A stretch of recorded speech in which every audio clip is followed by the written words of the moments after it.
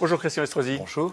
Est-ce que vous avez des nouvelles de Madame Leguet, cette septuagénaire qui a été blessée en marge des manifestations qui avaient été interdites à Nice samedi dernier? Il avait été dit qu'elle avait connu passagèrement un coma, ce qui n'a jamais été le cas. Elle est toujours restée consciente. Son état s'est stabilisé après avoir progressé. Je prends régulièrement de ses nouvelles. Et bien évidemment, c'est toujours triste de voir qui que ce soit, dans quelques circonstances que ce soit, qui puisse subir des blessures. Bon, mais vous n'allez pas plus loin. Je veux dire, vous n'allez pas jusqu'à ce que faisait Emmanuel Macron, qui disait peut-être la sagesse aurait conseillé de... Vous comprenez cette polémique? Ah, mais j'ai dit dès le début très clairement les choses. Il était interdit de manifester. On n'a pas à se rendre et à manifester dans un lieu où il est interdit de manifester. Vous savez, si vous roulez à 200 km/h dans un lieu qui est interdit de dépasser 110 km/h, ben, vous risquez un accident. Voilà. Donc c'est tout. Et si j'ai demandé une interdiction de manifester, c'était pour éviter, c'était pour protéger. Je suppose ce genre de choses. Est-ce que vous comprenez cette polémique qui nourrit, qui flambe toujours autour des propos d'Emmanuel Macron? Moi, je trouve que c'est une polémique qui est indécente. Il a défendu les policiers comme je les défends. Et d'ailleurs, jusqu'à ce jour, on avait relevé cette blessure dont le procureur a dit qu'elle n'avait été provoquée à aucun moment par la police. Pas de contact direct avec la police. Or, on a cessé pendant 3 jours, et même la plainte aujourd'hui déposée par la famille met en cause la police et le préfet. Je les défends très clairement. Ils ne sont pas intervenus, ils ne sont pas à l'origine de la cause de cette blessure. Un homme politique ne peut plus rien dire. Aujourd'hui, on a le sentiment que dès qu'on prend une position pour dire honnêtement, sincèrement, toute intégrité les choses, on est toujours remis en cause dans sa parole. Donc moi, ça m'est égal. Je ne me laisse pas impressionner par cette méthode qui voudrait imposer une pensée unique, une chape de plomb. Je suis du côté de la police, dont samedi, un commandant a été agressé. Et d'ailleurs, je me réjouis que le tribunal, hier, ait prononcé une peine de 6 mois de prison avec sursis contre un manifestant qui avait agressé le commandant de police. Voilà, je ne vois aucun policier aujourd'hui menacé par la plainte de la famille de Madame Leguet, mais je vois que le tribunal, très clairement, a condamné un manifestant. Donc, quelque part, il faut voir où on situe le lead de l'actualité. Oui, savoir ce qui emmène l'actualité. Vous interdirez à nouveau les manifestations à Nice? Je demande à ce que, peut-être sur un périmètre plus restreint, mais en tout cas, de nouveau, samedi, il y ait une interdiction de manifester à Nice parce que aujourd'hui, nous sommes une ville touristique. J'ai besoin de protéger ma population, j'ai besoin de protéger nos visiteurs, j'ai besoin de protéger l'activité économique et sociale. Il y a un moment où ça suffit. Et donc, je souhaite que cette interdiction soit reconduite samedi prochain.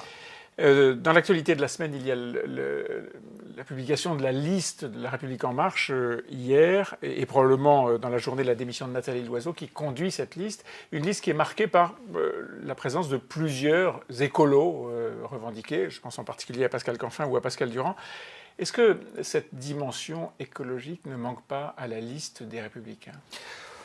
Moi, je ne vais pas rentrer dans ce débat, mais il faut une exigence. C'est important. Bon. D'abord, il faut une exigence de cohérence. Oui. La cohérence, je la regarde à plusieurs niveaux. D'abord, les gens qui constituent une liste doivent se retrouver sur une ligne de pensée, au plan économique, au plan social.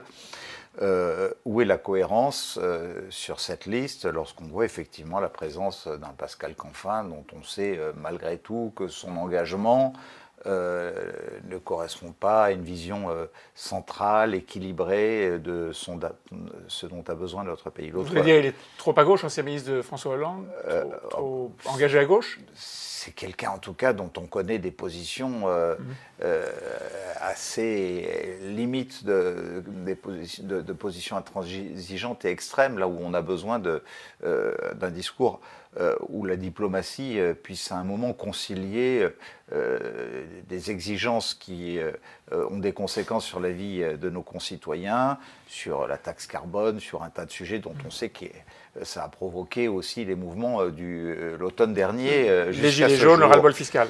Bon, d'un autre côté, Moi, j'aimerais bien savoir, cette liste, en totalité, dans quel groupe elle va siéger à Bruxelles. Et là aussi, la question est posée. Il faut qu'il y ait une cohérence de ce côté-là. Pour l'instant, il semble, Nathalie Loiseau déclare qu'un groupe sera créé. Un groupe des libéraux progressistes sera créé. Bah, écoutez, je ne sais pas. Vous savez qu'il faut réunir des représentants de 12 pays de Oui. l'Union européenne. Je ne suis pas certain de ça. Et donc, avant l'élection européenne, il faut quand même que les Français sachent exactement Pour qui ils vont voter et où vont siéger les députés où vont qu'ils siéger éliraient. les députés. Bon, voilà. Ça, Vous allez vous-même faire campagne pour la liste Les Républicains et à l'occasion des européennes?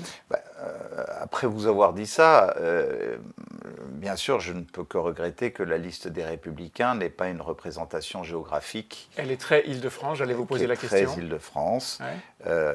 Mais pour autant, c'est ma famille politique. Et donc vous ferez campagne? Donc il est clair que quand les choses sont difficiles pour sa famille politique, ce n'est pas le moment où il faut être un facteur de division, mais il faut être un facteur d'unité. Bon, je n'ai pas compris si vous feriez campagne ou si vous vous abstiendriez de la soutenir. Vraiment. Non, moi en vous disant que je souhaite l'unité parce que je ne veux pas être un facteur de division, ça dit très clairement que je ne suis pas adhérent des Républicains pour faire campagne contre ma liste, bien évidemment. Donc vous serez actif. Il y a dans le programme des Républicains d'abord des points de convergence sur lesquels je suis en totale harmonie. Je trouve qu'il y a une faiblesse dans le rôle que les collectivités ont à jouer au niveau européen. Pour moi qui suis assez présent à Bruxelles pour ramener à la métropole Nice-Côte d'Azur dans toutes les initiatives en matière de développement économique, d'innovation, de numérique et même au plan social, un certain nombre d'aides. De plus en plus, l'Union européenne voit les collectivités y occuper une place importante. Il y a sans doute quelques faiblesses. Je m'en entretiendrai avec Laurent Wauquiez dans les jours qui viennent en souhaitant que nous complétions ces aspects. Mais enfin, il y a plus d'aspects de convergence que de divergence. Et donc vous serez à côté d'eux. Les municipales, c'est dans un an, un peu plus d'un an, à quelques jours près. Vous irez? Je pense qu'il n'y a pas beaucoup de doutes dans ceux qui m'observent au quotidien. Mais c'est mieux de le dire. Mais c'est mieux de le dire, et il y a toujours un rendez-vous important et solennel pour le dire. Et donc, bien évidemment, ça n'est pas aujourd'hui, alors que j'ai encore un an de travail à faire, et que je veux garantir à mes administrés qu'avant de me prononcer sur ma décision, je souhaite d'abord remplir tous les engagements que j'ai pris. Pour moi, la parole donnée doit se transformer en parole tenue, et je veux faire cette démonstration d'ici la fin de l'année. Un autre de votre famille politique semble aussi tenté par le combat municipal. Je pense évidemment à Éric Ciotti, le président du département, dont on dit qu'il pourrait s'aligner aussi près la bataille. Bon, je ne veux pas rentrer dans ce débat. Éric a été un ami, un collaborateur, quelqu'un qui a du talent et des qualités.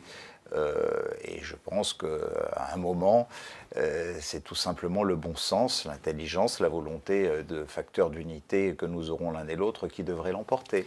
Deux questions très rapides, si vous voulez bien, sur la vie quotidienne à Nice. La première, sur les 80 km/h, les sénateurs commencent à dire qu'il reviendra au président de département, mais aussi, je suppose, aux maires qui sont concernés par cette mesure, de revenir éventuellement sur les 80 km/h. Vous, qu'est-ce que vous feriez si vous aviez la possibilité de le faire? Nous concernant, puisque nous sommes une métropole qui a compétence sur la voirie en lieu et place du département, je dis très clairement qu'en tant que président de la métropole de Nice-Côte d'Azur, nous reviendrons à 90 km/h si le Parlement nous en offre la possibilité. La chapelle orthodoxe de la Dormition, je ne sais pas si vous connaissez ce lieu, qui a l'air d'être un lieu qui agite beaucoup les esprits dans la communauté orthodoxe à Nice. Elle menace d'être vendue et on voit apparaître le nom de Novak Djokovic qui serait, en tant que Serbe orthodoxe, éventuellement sollicité pour racheter cette chapelle. Est-ce que la mairie de Nice va faire quelque chose pour sauver ce lieu de culte?